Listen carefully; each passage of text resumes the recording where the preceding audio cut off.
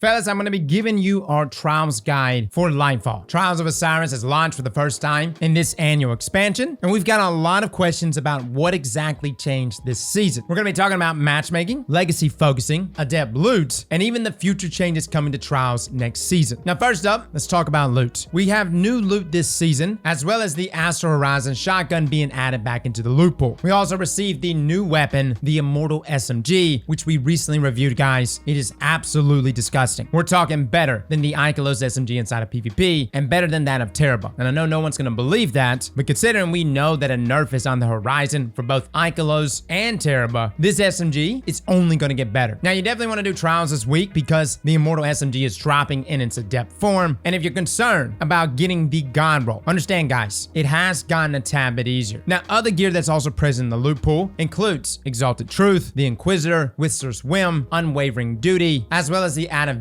idle sets. Now, before we go any further, I do want to bring up the Astral Horizon shotgun. These are actually the new rolls that you can get compared to the old rolls that you used to get on the shotgun. Now, a lot of things are still the same. The God roll for PvP especially being that surplus roll with opening shots. Granted, the new rolls definitely look a lot nastier. Things like slide shot in combination with the opening shot. By the way, those two traits do stack. You also have threat detector. And even though my PvE players probably aren't going to be jumping to use this shotgun, it is a kinetic weapon, which just got buffed this past season, and kinetic shotguns, being a kinetic special, is doing more damage, even more so than kinetic primaries. So if you want to tack on maybe a Vorpal roll with, say, slide shot inside of PvE, by all means, go right ahead. Now, an interesting one is Cascade. Final blows or sustained precision hits with another weapon increases this weapon's fire rate for a short duration. This is actually a very good damage perk. I don't really know if it's going to be that useful here on this shotgun. I love it on things like Wendigo, though, when you're looking to just blow your load as quickly as you can, especially if you're swapping to other weapons. But again, inside of PvP, opening shot with combinations like surplus, threat detector, and slide shot, always the way to go. And for mag perks, I prefer assault mag. You're already going to be running into that kill range cap, guys, with a shotgun, so you don't have to overcompensate here for things like range, especially when you already have opening shot. So assault mag, maybe even a barrel perk like barrel shroud, but then like a range masterwork with an opening shot roll for PvP, that roll all day long. Now, moving on to focusing. On the subject of the adept weapon, let's take a look at how to focus it this season. All vendor Ingrams are now stored with Saint 14, so they won't be actually clogging up your inventory. Now, I have been hearing reports of things being bugged, sometimes Ingrams ending up in your inventory and you can't use it. Now, I'm not sure if that's because people kept Ingrams from the previous season, and that's why it's doing what it's doing. If you're running into that bug from a new Ingram, though, let me know. Now, each weapon in the Trials loot pool this season will have a corresponding week where the adept version will drop from the flawless chest, and once acquired, will be available to focus at Saint 14 for 1 Trials Ingram, 50,000 Glimmer, 50 Legendary Shards, and any 7-win Trials Passage. That's right, guys, any 7-win Trials Passage. What this means is that you still have to go flawless for the ability to focus the Adept Trials weapon, but after you've been flawless once, you do not need to go flawless again. You just need to win 7 games on a single card. Now, you earn Trial Ingrams from every rank up, so those will be super easy to earn and shouldn't be bottlenecked if you're chasing after the God roll of this SMG or any other adept weapon. But keep in mind, guys, the adept weapons rotate. So the week after next, considering we are getting Iron Banner next week, you will only have the option to focus the adept version of another Trials weapon until the Immortal is back in rotation and when it is the featured weapon again. Now, if you've gone flawless just once this weekend, then you can just get a 7-win card and you can just keep focusing again. Now, keep in mind, if you have a flawless card, you can continue playing Trials of Osiris and have an opportunity for an adept weapon to drop post-game. But again, once that card is flawed, as in you receive a loss outside of just your mercy, then you will not be getting those adept drops post-game past those 7 wins. However, once the flawless pool arrives on Sunday at 1 p.m. Eastern, if you've already gone flawless, then any 7-win card will reward you with adepts in the flawless pool. So if you want to grind adept weapons, go flawless now. Play until you get a loss on your card. Then, when the flawless pool arrives, play as much as you want, and wins will have a chance to award you adepts again. The beautiful thing about this, guys, is you can literally just keep a card going all the way until Tuesday at reset, and before reset on Tuesday, you could turn it in for an adept drop for that final chance. Now, if you do not care about the adept version of this gun, the base versions of all the weapons will be available to focus, including that of the Immortal. As long as you've acquired them in the past, you can focus these guns. And these are actually at a lower cost than that of the Adept Trials weapon, with a focusing cost of 1 Trials Ingram, 20,000 Glimmer, and 25 Legendary Shards, which is pretty nice. Now, next up, let's look at legacy focusing. Bungie actually lowered the cost of acquiring old gear from what they said it would be in the legacy focusing blog post. Gear you hadn't acquired before was supposed to require 7 trials Ingrams, but after viewing the legacy focusing tab at Scene 14, old weapons you have cost 2 trial Ingrams, 10,000 glimmer, and 25 legendary shards, and the ones you've never acquired cost 5 trial Ingrams, 25,000 glimmer, and 50 legendary shards. Now I know some of you are like, Cross, that is a lot of trial Ingrams. I know, but it's still better than what it was originally supposed to be. Now for armor, ones you have acquired cost 1 trials Ingram, 5,000 glimmer, and 25 legendary shards, and ones you haven't will cost 3 trial Ingrams, 10,000 glimmer, and 50 legendary shards. To be honest with you, considering Bungie would just pile in the FOMO, this is really nice that they're allowing us to focus it, and these costs really aren't that steep. Again, you're getting trial Ingrams just from playing in the playlist. You do not need to go flawless. Literally just reputation gains. By the way, pick up those bounties. Now, gear available for legacy focusing includes Shiora's Wrath, Reed's Regret, Aisha's Embrace, Burden of Guilt, Forgiveness, the Pyrrhic Ascent set, and the Exile set. So across the board, guys, I feel like your time is being rewarded a lot more inside of Trials than what it was before. And Bungie's been making these changes incrementally pretty much over the past few years, but this was a big one. The fact that you only have to go flawless once and then you can actually turn in a 7-win card, even if it is flawed for an adept weapon, is fantastic. Now let's talk about matchmaking. Some of you were very bummed out that a freelance node was not available for this week's Trials of Osiris. Guys, across the board, freelance node has been removed. It's not coming back for any playlist. In the past, Bungie would make freelance trials available on set weeks each month, but now it's gone completely. Replaced after Bungie implemented a new form of matchmaking called Fire Team-based matchmaking. Essentially, what the game tries to do is match you against similar sized teams. So if you're a solo player, you should match against other solos. And if you're in a team of 3, you're going to be matching up against other teams of 3. Now, personally, what I have found is that if I'm playing as a solo player, it's a good chance I'm going to be matched with a team of 2, and then the opposing team would have 1 solo player and a team of 2. That seems to happen way more often than me matching up against other solo players. So freelance would actually grant you the opportunity to be all solos on either side. That doesn't seem to happen that often for me. Let me know in the comments below if that happens for you though. I'm just letting you know from my experience playing solo, I rarely find myself on a team with other solos and against other solos outside of just one other. Now let's talk about the future, because Trials of Osiris is going to continue getting updated. Back in the State of the Play, released in February, Joe Blackburn hinted at more updates to Trials this year. Now we don't know how extensive these changes will be, but I do imagine we're going to get at least one sizable update by the end of this year, hopefully sooner though. For the most part though, I like where the loot system is. I even like the matchmaking. I think the main components Bungie could really improve on at this point is number 1, more maps, and number 2, potentially another game mode. Something to just spice things up a little more. Now in the most recent TWAB, Bungie actually mentioned that we're going to be getting a PvP focused blog post later this season. We've also been teased about a Trials lab in season 20. So I'm not going to say we're going to have a PvP focused season, but by God, I do hope Bungie puts some focus on it. I mean, just a little bit, considering how bad competitive has diminished since its supposed revamp. Outside of getting Rose, I literally never stay in that playlist. Now, what is still in effect, and it will still be in effect starting this weekend, is the flawless pool. And for my players that have not gone flawless this weekend, you may be interested in this. If you have not gone flawless, Sunday at reset, the pool will be separated, meaning you will be playing against other players that have not gone flawless. Now, similar to like freelance, I don't know how long flawless pool is still going to be a feature within Destiny. It's definitely been a topic that lots of PvP players have brought up, stating that Trials gets substantially harder past Sunday, considering it's splitting the pool. At the same time though, for my players that haven't gone flawless, this may be your only opportunity to go flawless. And considering going flawless just once is so important, I think for the time being, it's okay to leave that flawless pool in the game. Unless of course Bungie ends up addressing matchmaking as a whole. Either way it goes, guys, if you're interested in playing Trials, we are going to be playing today. We're going to be running carries on our stream all afternoon. Feel free to come by. Good chance by the time this video is live, Les and I are probably already in the thick of it. So join us. Fellas and ladies, thank you all for coming and watching. And as always, Slap that like button like your mama told you right.